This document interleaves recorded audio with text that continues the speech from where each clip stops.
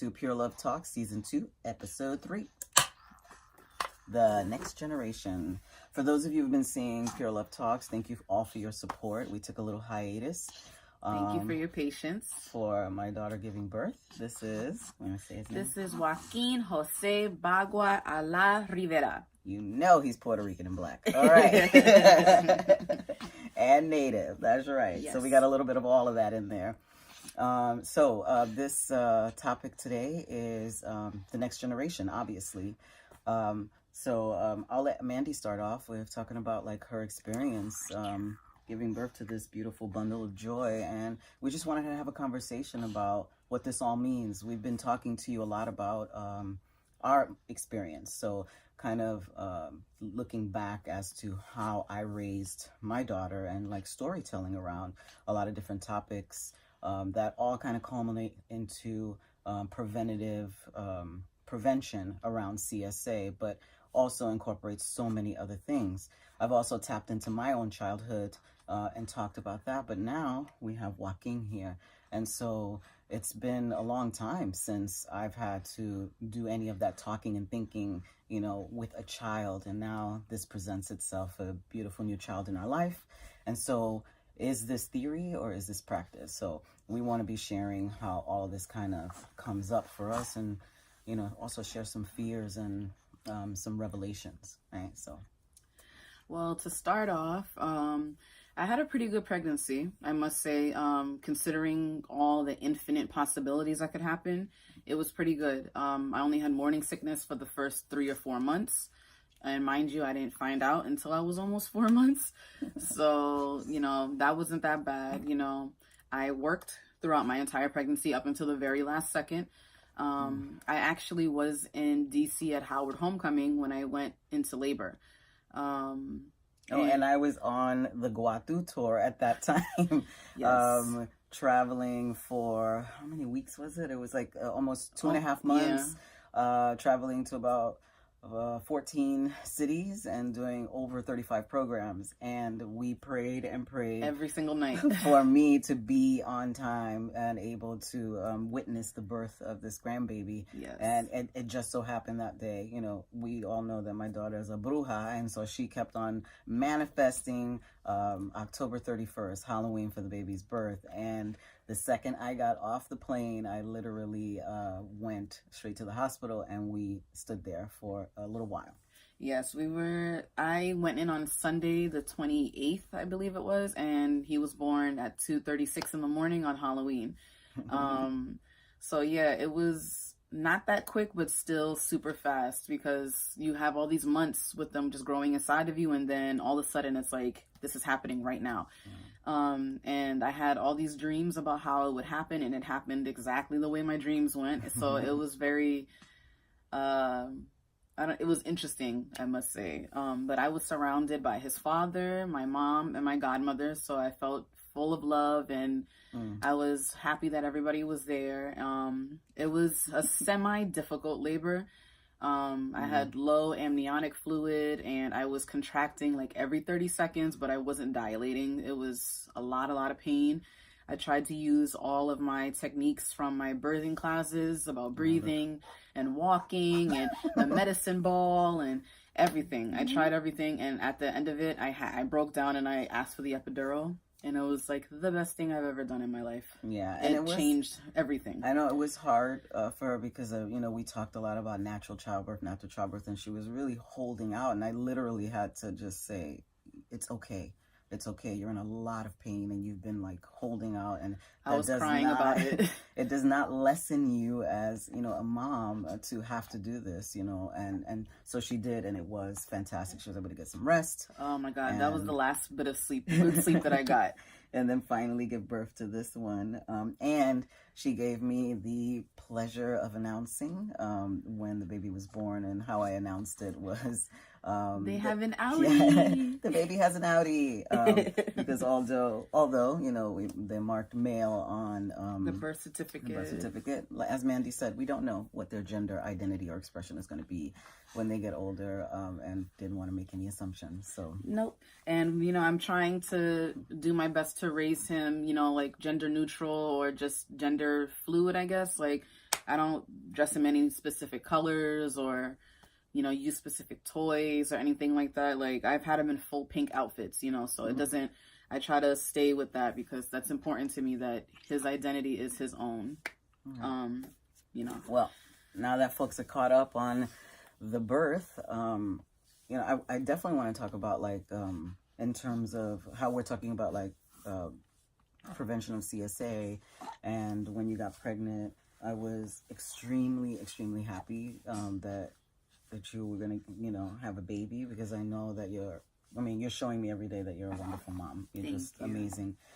And you know, like what it brought up for me, it brought up some really intense feelings for me. And I remember that it took me back to when Mandy was little, and how much struggle like it was to be present as a mom, and to be going through the trauma, you know. And I literally just got some books that I'll show, actually. It's really interesting. I haven't read them yet, but this one is When Survivors Give Birth. I could have read that when I was pregnant. Yeah, 28 years ago. And Survivor Moms, Women's Stories of Birthing, Mothering, and Healing After Sexual Abuse. I mean, these, again, I haven't read them, but these books, I'm sure, share a lot of the concerns or issues or things that come up for survivors. And that's when a lot of the stuff for me hit, like really hard. It was a fear, total fear. What's going to happen? How am I going to protect my child? Is someone going to hurt her? Am I going to hurt her? And so I thought those feelings were behind me. And when she got pregnant, it really hit me in a deep way. I got catapulted back to that time, as if, you know, I hadn't had therapy and done all the work that I've done. It was scary. And I have to say that when everybody was saying, oh, I think you're going to have a boy, I think you're going to have a girl, I kept thinking, God, please do not let her have a girl. I kept praying for that. And I don't know, I don't think it had less to do with I think it had a lot to do with different things, like, because, you know, I was abused as a little girl, and that just brought some stuff up, and what it means to be female, female identified, and what it means to be female in the world, and how, you know, females are viewed, and femmes are viewed, and what sexual violence and sexual assault looks like, and that conversation around that. So I prayed and prayed, and when he came out and I said he has an outie, I just cried. Because and it has nothing to do with little boys not experiencing that horrific trauma as well in this world. Unfortunately, that happens to everyone. But then I guess because being a girl was my experience, so it was connected to me in that way. And so, but after, you know, he was born, I guess it didn't matter anymore. It was female or male checked. Another wave of panic kind of hit me. And I was like, one of the things that was really uncomfortable and scary for me was, like, you know, changing diapers. It made me really uncomfortable. And I don't know if you noticed, but like after you gave birth, you know, I avoided trying to change his diapers for a while. Yeah, I noticed. It's just really nervous, you know. It's just like it takes time to clean and wipe and do all that stuff, and I was just like, I'm not ready for that. And even still, I've changed some diapers, but it definitely hasn't been, you know, as much as you change diapers. And I think I'm getting more comfortable with it, but it really does bring up some stuff around safety. It brings up that horrible like thing in the back of your head saying you were abused, you will be an abuser. And I know that's not true, and I know I have my logical mind and all that, but it definitely comes up, it definitely comes up. So, and speaking on that too, when they say that, trauma and stuff gets passed down in our DNA, it's funny, like, even though I've been very blessed to not have like experienced any CSA or anything like that, I still find myself being extra cautious when I change diapers as well. And I'm just always like, am I cleaning him too long? Like, am I doing this the right way? Like, I always like worry about that myself, even though I know I have no ill intent and whatever, but I still find myself being like, let me just do this as quick as possible so I'm not near his genitals longer than I need to be, like, so I find myself doing the same exact thing too, even though I'm just like, I don't need to. I feel bad about that, because I feel like maybe that was my, my own fears projected onto you. And even though, I went through the, all of that stuff that, there's secondary trauma in terms of like, I know you love me, and I know you care about me, and I know that you have been a huge support in my survivorship. And I just hope, and I keep talking about this leading by fear, right? It's like, I don't want to lead by fear. And this is why I'm like, I'm going to do this. I'm going to, bathe him, and it'll be okay. And we're going to be fine. And we're going to talk about things openly and honestly. And that's what brings us to this like topic, because again, we've been talking about this, and I'm reflecting back, 20 something years, right, Chulito? 20 something years. And now here we are again. So now we get to really practice, and even, make better the ways in which, I raised Mandy, and now helping, assisting with this little one. All right. You got something to say, Joaquin? What are you talking about? But I mean, overall, I have to say I really, really enjoy being a mother. I feel like this was the role that I was supposed to play. I feel complete and really happy. I truly, truly, truly love this little person with every molecule in my body. He's in my dreams. I think about him constantly. I just kiss him and smell him and talk to him and just hug him. Like, he's everything to me, and I'm just so happy that he's here. And I like think of myself as being so silly in the beginning when I was so scared and confused about what to do, and now I'm just like, I can't even imagine you not being here for more than 5 minutes, like when I'm in the shower, I'm just like, oh my God, what is he doing? Is he okay? What's going on? So, I'm just so happy that he's here, and he literally saved my life, and I can't wait to tell him when he gets older about how he saved my life. But I love this little baby. So with that love, the love that we talk about, well, we often say it's a mother's love, but I also believe that anyone, caring for a child, whether they gave birth to that child or not, has a really intense connection, love to that child. And sometimes that connection and love really makes us scared, because we don't want to lose that love. We want to make sure that we're doing the right thing. And sometimes those scared things make us do things that are, maybe out of the ordinary, irrational, in the name of protection. So, and I wanted to ask you, in terms of, right now he's still small. He's 4 months old, but, in 2 more months or something down the line, where you're going to be going to the gym, or they have a childcare thing while you go work out, or, when you go back to work, or if you're going to go to school, like thinking about when he gets to be interacting with other adults, other people that might be taking care of him, like what stuff comes up for you? Do you like, is fear the first thought? Kind of. I don't want it to be fear, but especially because I am in the childcare education field. So, I want to have faith and trust in the people that do the same job I do, the way I want people to have faith and trust in me. Because I'm like, I would never hurt a child, and, and I want people to fully believe that in their hearts that I love their child. But at the same time, this is a horrible, like, this not a fully horrible world, but lots of horrible things happen in this world. And lately I've been seeing a lot of articles and things about children being abused in daycare centers, or parents abusing their children. And it breaks my heart, because I could never, I'm not going to imagine or manifest it, but I'm just like, I can't even begin to process how these parents are feeling, It's like their kids coming home from school and like a black eye or like their hair ripped out or something, and then nobody has answers for you. No one's giving you any type of comfort, anything like that. So I get super nervous about leaving him with anyone who's not blood family or found family. Because right now, like, I've only left him alone with you, my godmother, and my cousin, who's also his godmother. So, and even still, it was only for like a couple of hours, and the whole time we're video chatting and sending pictures and texting, and I'm just like, what's going on? Let me see the baby. Are you okay? But I know in those situations I won't be able to do that. So that makes me nervous.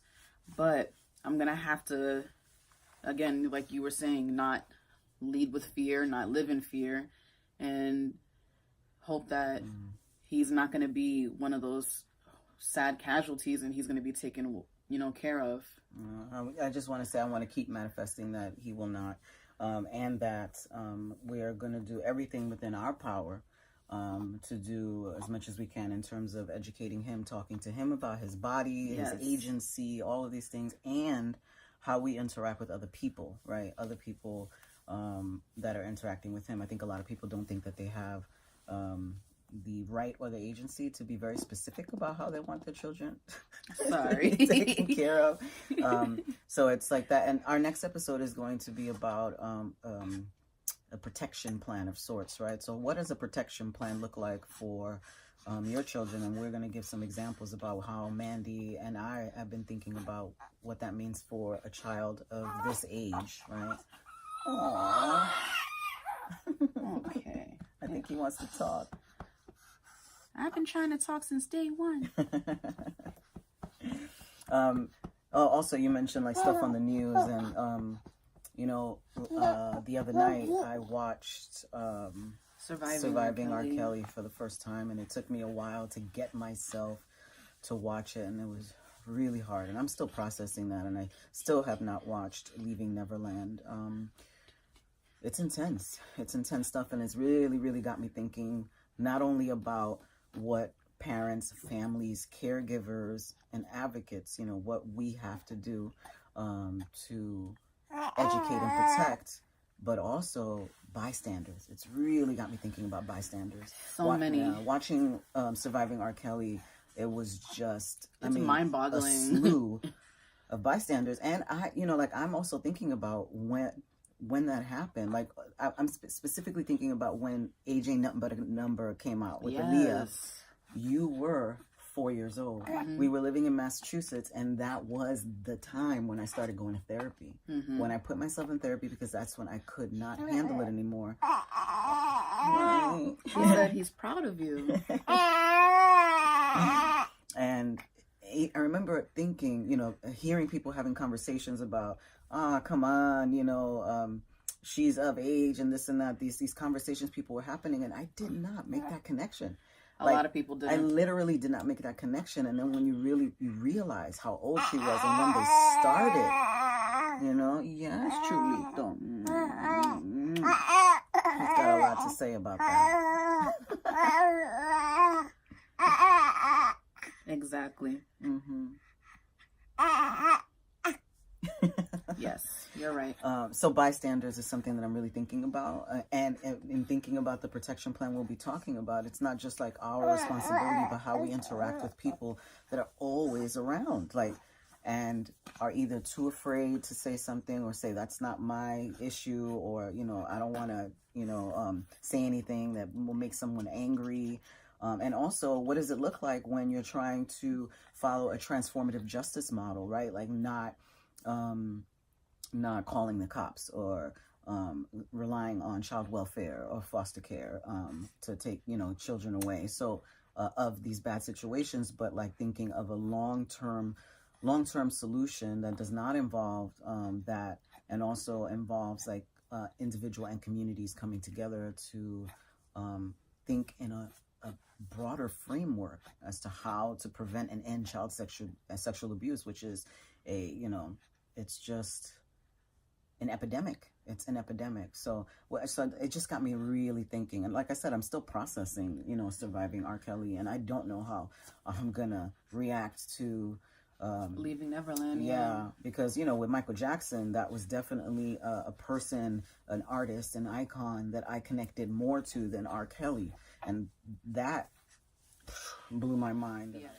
I was also, when I watched Surviving R. Kelly, the thing that popped in my head, even though I have a son, you know, men, boys, you know, they do get abused as well.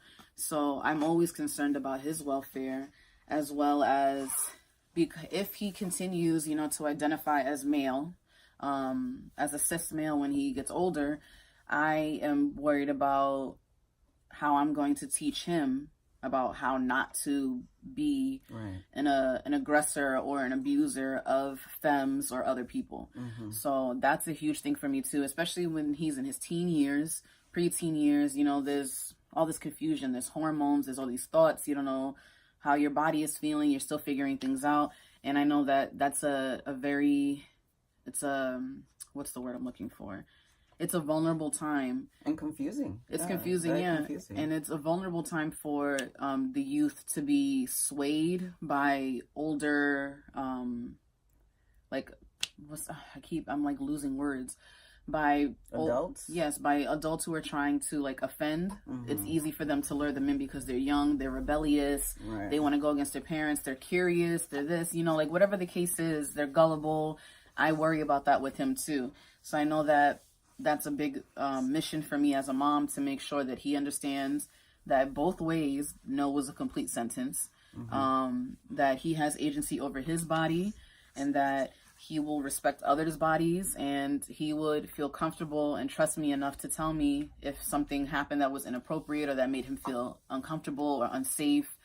And whether it's somebody we know or someone we don't know, because most of the times people get abused by people they know or in their circle, their family, I would want him to tell me regardless. I don't care how he thinks I would react to it. I want him to know that he is my priority above anything else. Yeah, you brought up a good point in terms of, like, we talk about protecting our children. Yes, that's one piece.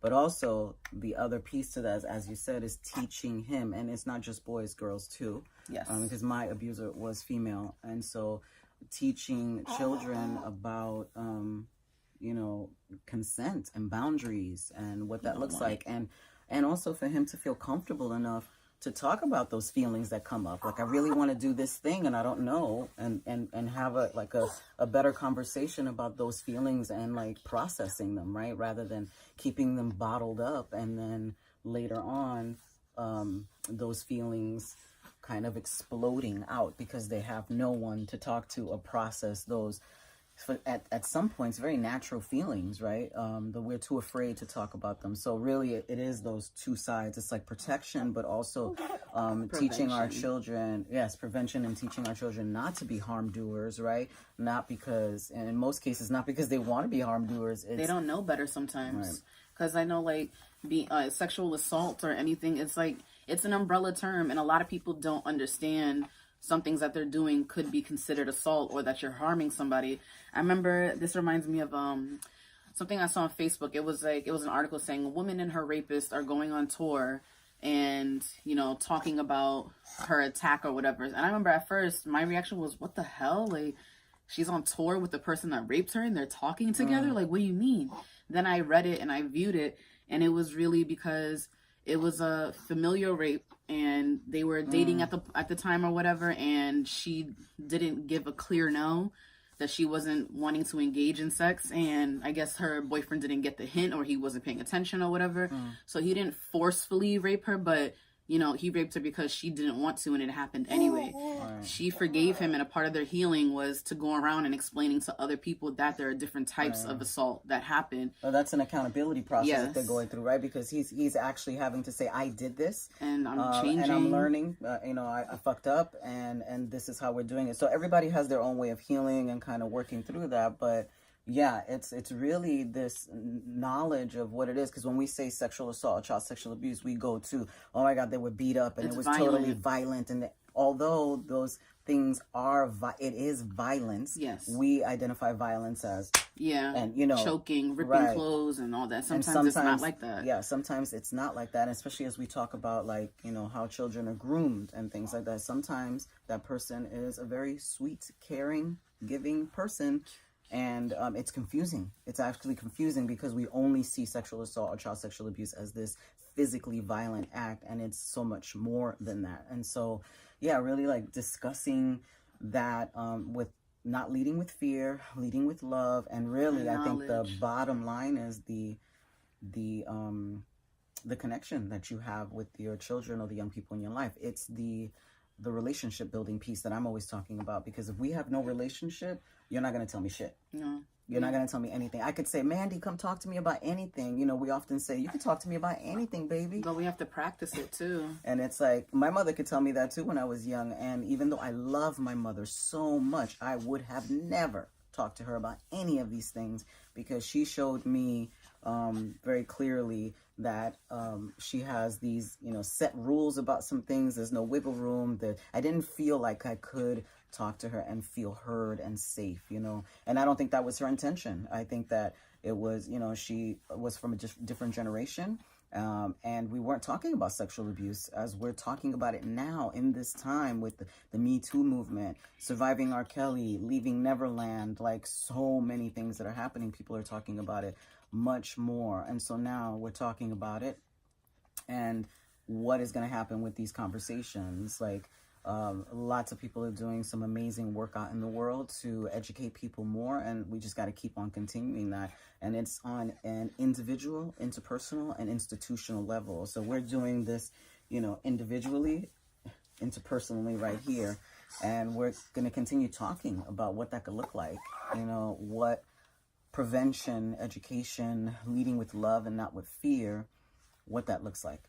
So I hope you check us out on our next episode when we talk about what this protection plan could possibly look like for us, for Joaquin, and for you all, right? And please just definitely send us emails, check out our YouTube, and send us any questions or topics you might want to discuss.